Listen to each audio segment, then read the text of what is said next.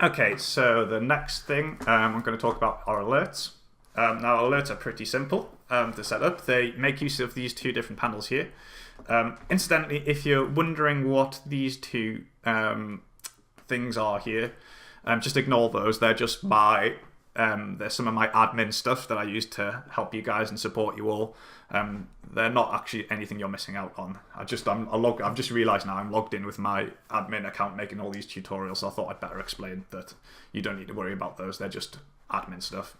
So if I go to these different tabs here, we've got the access history, and now this gives you a history of all the different events that have happened for all of the protected pages in all your campaigns. You can see here's the most recent one. You can see with our 10 download attempts here.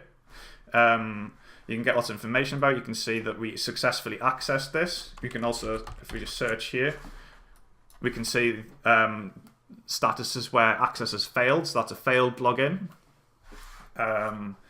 You can see the locations, loads of different stuff, and you've got lots of.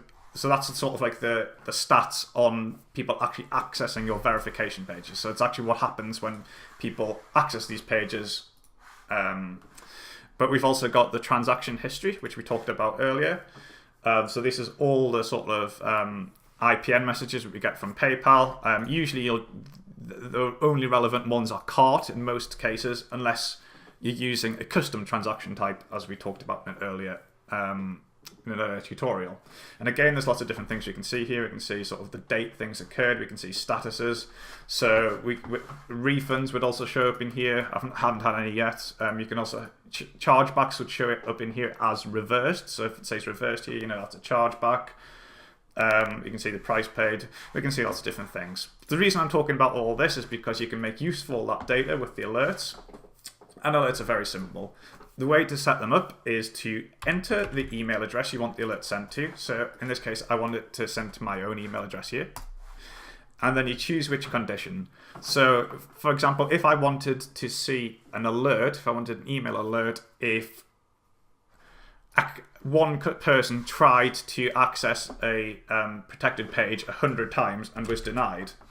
Now that might indicate a brute forcing hack attempt. So I might want to set up an alert for that. So I could put an alert and say brute force suspected, and please check out access history, brute force suspected. I could also have I could also set one up for example, to see to be alerted if one customer has many different refunds. So if one customer has done 10 different refunds, maybe that's something I want to be alerted to. One customer has had 10 refunds, and we can set that up like that, and type whatever message we want. So we've also got payment completed, so that would be after however many successful purchases. So maybe if one customer's purchased 100 times, you might want to set up an alert for that. We can also check for successful entries to that protected page or denied entries to the protected page. So yeah, well, it's very simple to set up, just like that.